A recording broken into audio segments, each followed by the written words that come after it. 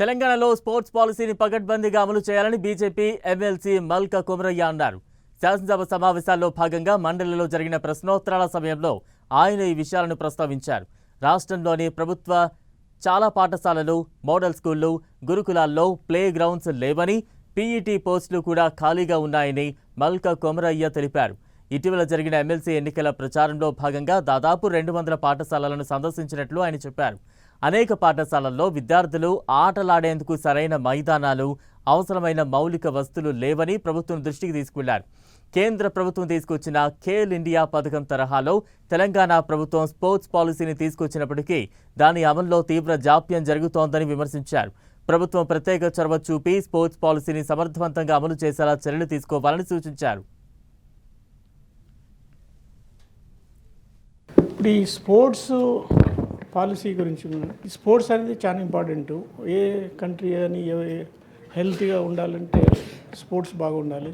ఇప్పుడు మన దగ్గర అందరూ స్పోర్ట్స్ లవర్స్, మా మహేష్ కుమార్ గారు, మా అజరుద్దీన్ గారు, మన వివేక్ గారు, వాళ్ళు కూడా స్పోర్ట్స్ బాగా కార్పొరేట్ మన విశాఖ క్రికెట్ స్టేడియమే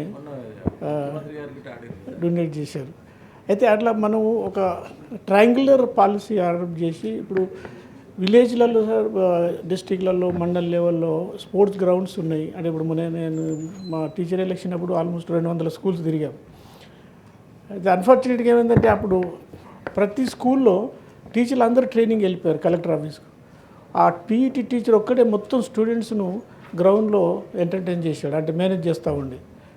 కాబట్టి ఆ గ్రౌండ్స్ అనేది అన్ఈవెన్ ఉంటుంది, లెవెల్గా లేదు, డస్ట్, గ్రౌండ్స్ మెయింటెనెన్స్ సరిగా లేదు. తర్వాత పీఈటీ ఆడడానికి ప్లే ఎక్విప్మెంట్స్ లేవు. అంటే ఇప్పుడు ఫుట్బాల్ గ్రౌండ్ ఉంది, ఫుట్బాల్ ఉండాలి, బ్యాడ్మింటన్ ఉంటే బ్యాడ్మింటన్ బాల్ ఉండాలి, ఏదైనా కానీ ఇండోర్ గేమ్స్ కానీ అవుట్డోర్ గేమ్స్ కానీ ఎక్విప్మెంట్స్ లేవు. తర్వాత పీఈటీ టీచర్స్ శాంక్షన్ పోస్టులు తక్కువ ఉన్నాయి. యాక్చువల్గా ఇప్పుడు మండలికి ఒక పీఈటీ టీచర్ ఉండాలి, మండలికి ఒక టీచర్స్ ఇప్పుడు తక్కువ ఉన్నారు. అంటే యాక్చువల్లీ శాంక్షన్ పోస్టులు తక్కువ ఉన్నాయి. ఉన్న తర్వాత కొత్త వాటికి దాన్ని ఎక్స్పాండ్ చేయాల్సిన అవసరం ఉంది ఇప్పుడు. కాబట్టి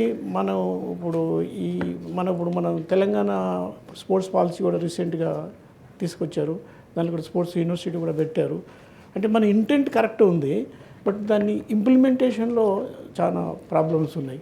కాబట్టి ఎస్పెషల్లీ ఇప్పుడు మహేష్ కుమార్ గారికి చెప్పేది ఏంటంటే, ఈ కొంచెం ఇంట్రెస్ట్ తీసుకొని ఈ స్పోర్ట్స్ అనేది ఒకటి మంచిగా చేస్తే ఎవరైతే స్పోర్ట్స్ బాగా ఆడతారో, అంటే పిల్లలు కానీ యూత్ కానీ ఎవరు కానీ, వాళ్ళకు మనం హెల్తీగా ఉంటారు, వాళ్ళు ఫిజికల్గా బాగుంటారు, మెంటల్గా బాగుంటారు, వాళ్ళు ఎడ్యుకేషన్ కూడా బాగా చదువుతారు. అంటే మా దగ్గర స్టడీ పిల్లల ఈవెన్ సిబిఎస్ఈ కానీ ఎన్సీఆర్టీ స్టడీలో కూడా ఎవరైతే స్పోర్ట్స్ ఆడతారో వాళ్ళు 5 hours స్పోర్ట్స్ ఆడి ఒక 2 hours చదివితే వాడికి 70-80% మార్క్స్ వస్తున్నాయి.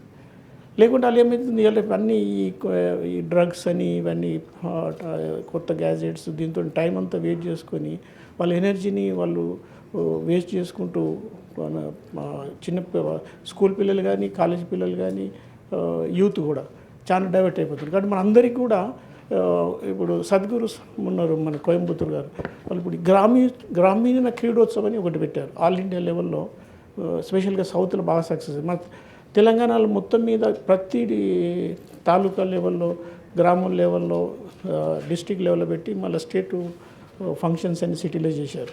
అంటే అక్కడ ఒక్కొక్కరు 8 year ఏజ్ ఉన్న లేడీస్ కూడా విలేజ్ వాళ్ళ మామూలు అగ్రికల్చర్ పోయే వాళ్ళు కూడా వచ్చి ఆడారు. అంటే మన ఇది త్రోబాల్ కానీ ఏదో ఒక గేమ్. దాంతో ఏమవుతుందంటే ఒకటి సోషల్గా కనెక్టివిటీ పెడుతుంది స్పోర్ట్స్లో. అంటే డిఫరెంట్ పీపుల్ కలుస్తారు, క్రాస్ సెక్షన్స్. ఇప్పుడు మనం ఇప్పుడు ఈ పార్టీ ఆ పార్టీ కానీ లేకుంటే అక్కడ డిఫరెంట్ సెక్షన్స్ కూడా స్పోర్ట్స్లో ఆ సెక్షన్స్ ఏముంది, అందరూ యూనిటీగా ఉంటారు. ఒకటి సోషల్గా బాగా అవేర్నెస్ వస్తుంది, మంచి ఫ్రెండ్షిప్ పెరుగుతుంది, డిఫరెంట్ కల్చర్స్ అవన్నీ కలుస్తాయి ఒకటి. రెండవది ఏంటంటే వాళ్ళకి ఆ స్పోర్ట్స్మెన్ స్పిరిట్ వచ్చి ఇప్పుడు గవర్నమెంట్ ఆఫ్ ఇండియాలో ఖేలో ఇండియా, ఫిట్ ఇండియా, తర్వాత చాలా స్కీమ్స్ వచ్చాయి. కాబట్టి మన టాలెంట్ను ఐడెంటిఫై చేసి ఒక లెవెల్కి చేసి మన ఖేలో ఇండియా గవర్నమెంట్ స్కీమ్లో ఇస్తే వాళ్ళకు ఒక ఇయర్కి ఒక స్టూడెంట్కు 7.5 lakhs గవర్నమెంట్ ఆఫ్ ఇండియాకి వెళ్ళి సాయి నుంచి వస్తుంది. అంటే మనం ఏంటంటే రెస్పాన్సిబుల్గా ఎవరైతే ఆడతారో వాళ్ళు ఐడెంటిఫై చేసి వాళ్ళు ఏ గేమ్లో బాగా ఆడతారో మనం ఐడెంటిఫై చేసి ఒక లెవెల్ వరకు చేస్తే డిస్ట్రిక్ట్ లెవెల్ వచ్చినా కానీ district level, state level, national level, international level ప్రతి స్టూడెంట్ను వాళ్ళు మన హాస్టల్స్ పెట్టారు. ఇప్పుడు సాయి హాస్టల్స్ ప్లస్ వాళ్ళకు స్కాలర్షిప్లు ఇస్తారు. ప్లస్ గేమ్కి పోవడానికి రాని కూడా బీద పిల్లలు ఇప్పుడు ఊళ్ళల్లో ఉంటారు. వాళ్ళ ఫోన్కి ఇప్పుడు మన పెద్దపల్లి నుంచి ఆమె వరల్డ్ ఆర్చరీలో నెంబర్ 1 వచ్చింది.